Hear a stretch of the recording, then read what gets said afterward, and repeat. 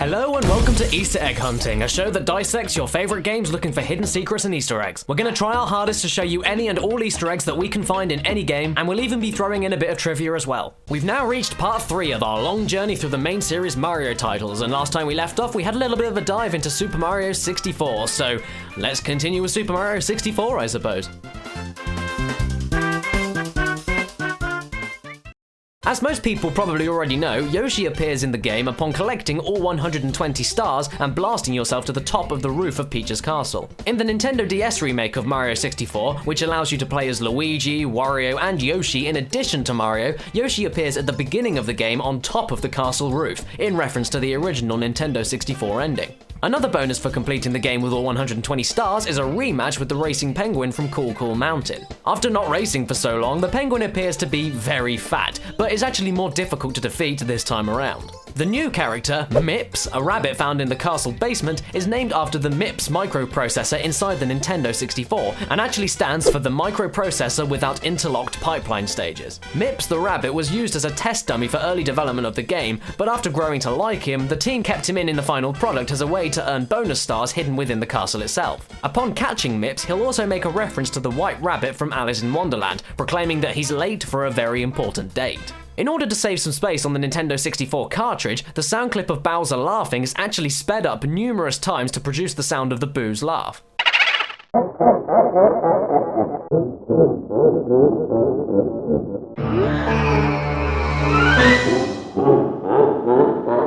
A similar technique is used in a game heavily influenced by Mario 64, Banjo-Kazooie, where certain characters' voice samples were recycled for other characters by speeding and pitching them up and down for different effects. Speaking of sounds, the theme from the endless staircase that repeats itself on the final floor of Peach's castle is actually a very clever musical trick called a shepherd's tone, in which it gives the illusion that the music is getting progressively higher and higher in pitch, but in reality is just looping, just like the endless staircase itself. When you finally conquer the staircase and can get to the final Bowser level, Bowser in the Sky, in the final section of the last stage you'll find a group of 4 pillars that feature some 8-bit styled carvings of Bowser shooting a fireball at Mario. This is thought to be a reference to their original battle on the NES, but it's also thought by some to be a premonition of the upcoming battle on the game. Lastly, the DS version of the game contains a whole host of different minigames. A throwback to The Legend of Zelda can be found when playing the minigame Loves Me, Loves Me Not. Winning this game 3 times in a row triggers the flute theme from The Legend of Zelda, which was also used in Super Mario Bros. 3 and at the title screen in The Legend of Zelda Ocarina of Time.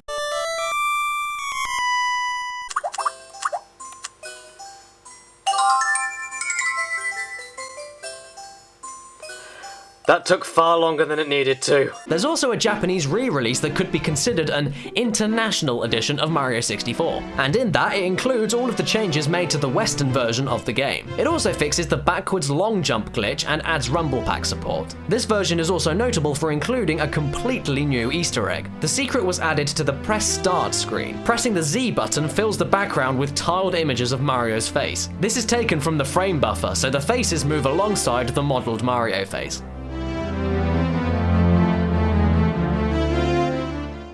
And here we go, another generation jump up into the Nintendo GameCube with Super Mario Sunshine. Super Mario Sunshine is an interesting and unique case in that the game was inherently produced to be entirely in English. It features extensive character voiceover, more so compared to any other Mario game. Strangely, the original Japanese version of the game even features some unused lines performed by Charles Martinet as Mario and Toadsworth during the opening cutscene where Shadow Mario is first spotted by Princess Peach. I imagine you'll be spending a fair amount of time at the princess's side. Look like Mario's gonna have to find a job.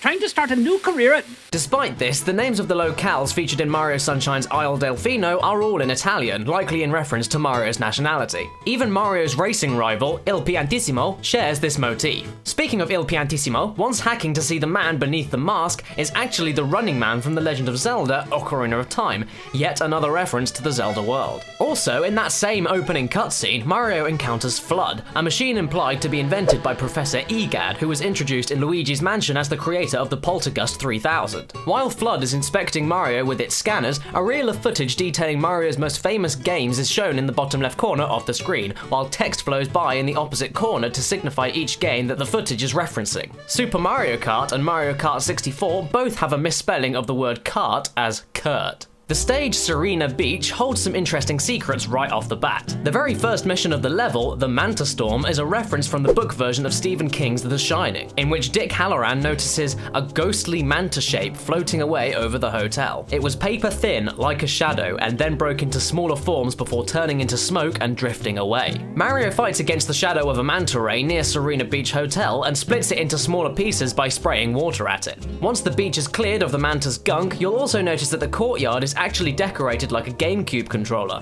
with the top of it facing out to the beach. One of the Pianta janitors inside the hotel says, "All these ghosts are causing such trouble. They're everywhere. Why can't someone come along and suck them up with a vacuum?" Which is clearly a small reference to Luigi's mansion. Another interesting thing about Piantas is that their name means plant in Italian. In the Italian version of the game, they're called palmens, a slight play on the Italian for palm trees. Most bizarrely, however, their name in the Japanese version is Monte, meaning mountain. The Pianta's odd cone shape does seem to resemble that of a mountain.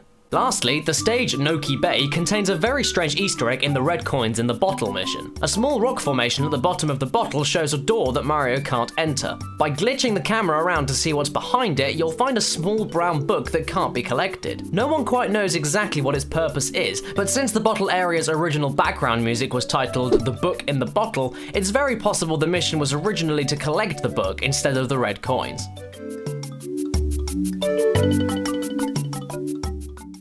And with all of that out of the way, we're going to go up one step again into the world of Super Mario Galaxy. Super Mario Galaxy introduced a new item called Star Bits, which are based on a Japanese candy called Konpaito. The gratitude crystals from The Legend of Zelda Skyward Sword are also based on these candies. Funnily, there's actually a formation of Star Bits hidden in the rolling Gizmo Galaxy stage in the shape of a blue rupee from Zelda. Additionally, if you collect 9,999 Star Bits in the game, all coconuts found throughout the game are transformed into watermelons. Another treat enjoyed in Japan, especially when playing watermelon smashing games on the beach. Similar to the blue rupee from Zelda made of Star Bits, there's actually a couple of other references to fellow Nintendo games scattered throughout Mario Galaxy's stages. A planetoid in the Space Junk Galaxy is shaped like Captain Olimar's ship, the Dolphin from the Pikmin series, and a planetoid in the Boy Base Galaxy is shaped like a Pokeball from the Pokemon series. Another interesting secret is that there's a hidden toy train in the Toy Time Galaxy. It serves no purpose whatsoever, and it was likely just put there for the fun of it by the developers. One last secret for Mario Galaxy is that the voice of the boss character Major Burrows was provided by the game's level design director, Koichi Hayashida.